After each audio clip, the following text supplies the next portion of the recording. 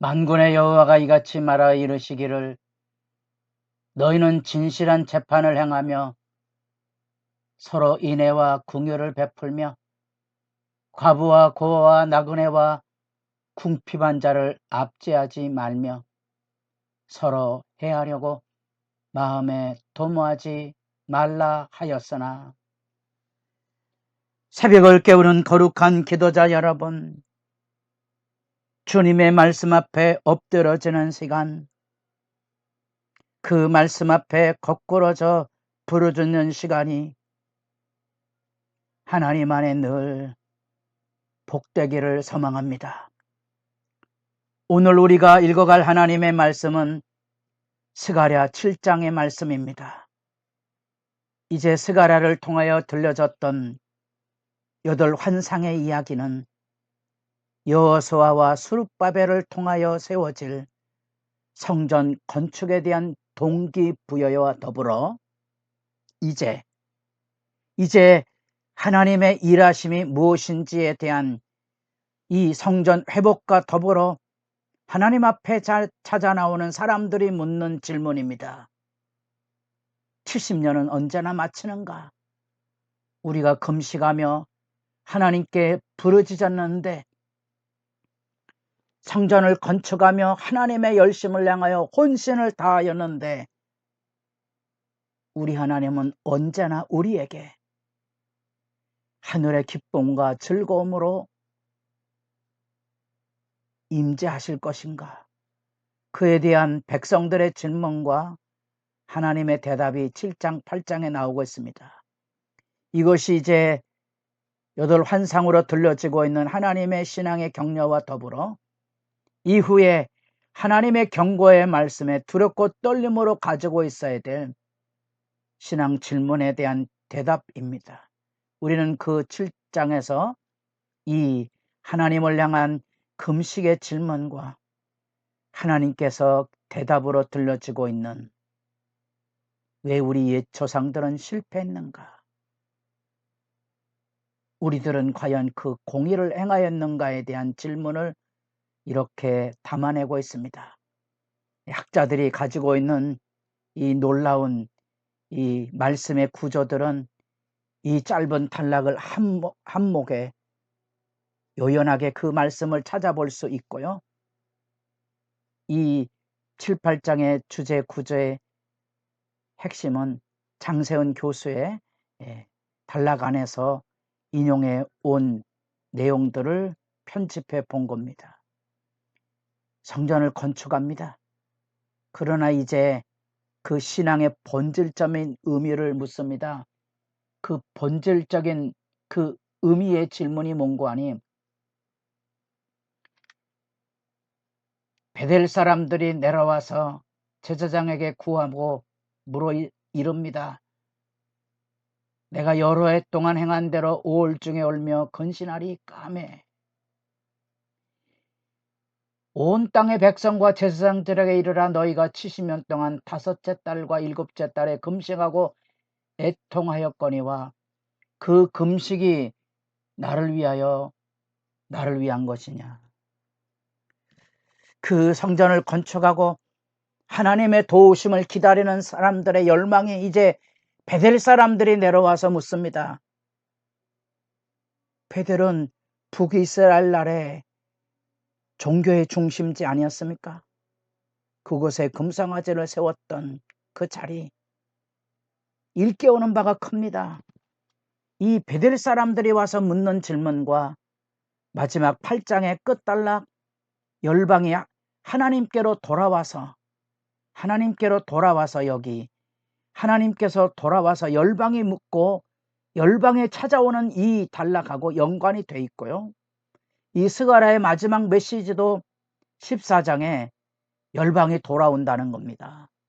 그래서 이 금식의 질문 앞에 담겨져 있는 의미는 우리가 하나님을 향하여 이렇게 금식하고 열심을 보이고 성전을 건축했는데 현실에 우리들에게는 왜 하늘의 축복과 은총이 나타나지 않느냐에 대한 질문이고요. 그 질문에 대한 하나님의 대답이 들려지고 있는 겁니다. 하나님께서 그 금식의 질문에 대하여 정곡을 찌르는 말씀만 합니다. 누구를 위해 금식했느냐. 여기 이제 다섯째 달, 일곱째 달에 대한 이야기가 나오고요. 8장 19절로 내려가 보면 넷째 달, 다섯째 달, 일곱째 달, 열째 달, 이것들은 이스라엘 역사에 있어서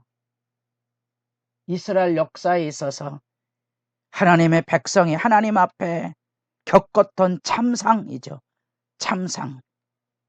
예루살렘이 멸망하고 돌아와서 회복의 기회를 열어갈 그 디딤돌이 될 그달리아가 암살당하고 예루살렘이 포위당하고 이런 절기들, 특별히 여서의 다섯째 달, 일곱째 달이 그 이야기를 말해주고 있는데, 우리가 그렇게 이스라엘 멸망의 가장 비극적인 사건을 회고하고 금식일을 자원해서 지켜가며 울부짖었는데 언제까지 행해야 되는 겁니까? 그것에 대한 하나님의 대답입니다. 누구를 위해 금식했느냐? 누구를 위하여? 여호와를 위한 금식이었느냐? 하나님의 뜻을 구하는 금식이었느냐? 아니면 하나님을 이용해서 응답을 얻으려고 하는 인간들의 열심의 기도였는가를 정곡을 띠르시 대답하고 있습니다. 그 대답이 뭔고 하니, 왜 여호와의 진노가 임해서 이 조상들이 포로로 끌려갔던가, 그에 대한 반문이죠. 그래서 7장 8절부터 14절까지는 선지자들이 외쳤던 이 성전신학에 대한 비판이 여기 있습니다. 성전신학이라는 것은 이 성전을 절대화하는 건데, 놀랍지만 열왕기상 8장에서 솔로몬도 이 성전은 하늘에 있는 성전의 하나의 상징일 뿐, 만약에 하늘의 하나님을 섬기는 믿음의 진실, 공의를 지켜 행하지 아니하면 이 성전은 무너지고 우리는 포로로 끌려갈 것이라는, 이 성전을 세울 때 솔로몬의 기도가 선연했음에도 불구하고 거짓 선지자들이 일어나서 우리는 망하지 않는다. 뭐가 있기 때문에? 성전이 있기 때문에 우리는 망하지 않는다는 이 절대신앙이 문제가 되었던 거고요. 그 이야기를 다시 이제 꼬집어내고 있는 거죠. 70년 만에 마치려라는 그 이야기는 과연 언제까지입니까? 하고 질문할 때 과연 너희는 70년이 맞춰 돌아오는 그 기간 안에 하나님 앞에 정당한 삶을 살았는가? 이 성전신학의 절대화의 선봉에 서 있는 사람, 우리나 누구나 알고 있는 것, 예레미야 7장의 성전 설교죠. 이것이 여호와의 성전이라는 거짓말을 믿지 말라는 겁니다. 충격적인 얘기죠. 그래서 사람들은 예레미야를 싫어했고 결국은 예레미야가 한 말씀을 전부 불태우고 예레미야를 옥에 가두고 예레미야를 포로처럼 끌고 다녔습니다만, 누구의 말이 진실이었습니까? 그들은 결국 예레미야가 전한 말씀대로 심판을 받아 포로로 끌려갔던 거지요. 그 이유가 분명합니다. 그 이유가 뭔고 하니 11절에 그들이 듣기를 싫어하여 등을 돌리며 듣지 아니하고 귀를 막으며, 12절 만군의 여호와가 그의 영으로 옛 선지자들을 통하여 전한 말을 듣지 아니하므로 큰 진노가 만군의 여호와께로부터 나왔도다. 내가 불러도 그들이 듣지 아니하였다. 하나님이 불렀어요. 듣지 않았습니다.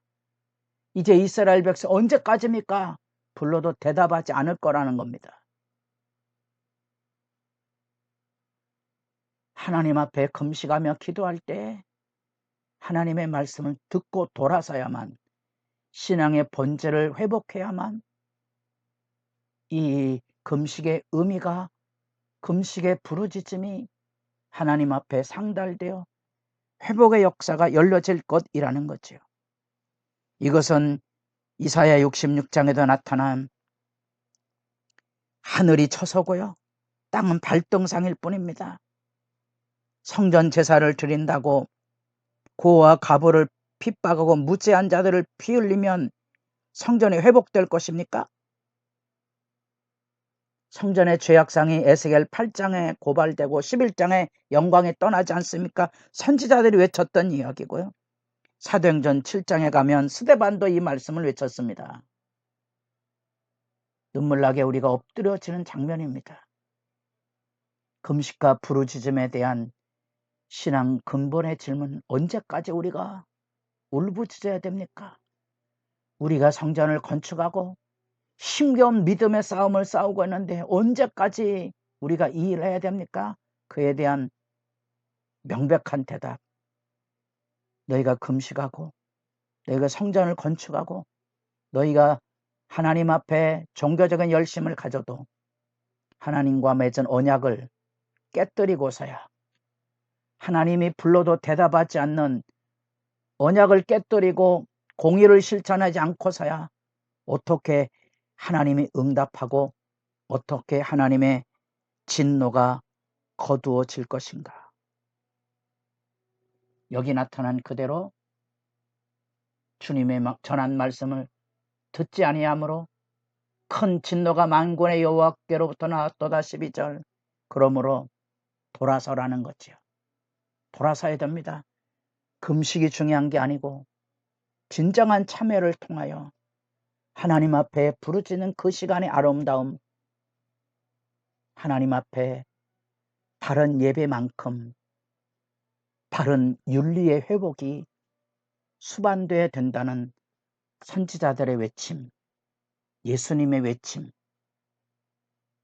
여러분의 기도가 깊어져가는 새벽의 시간이 진정 복되기를 바랍니다.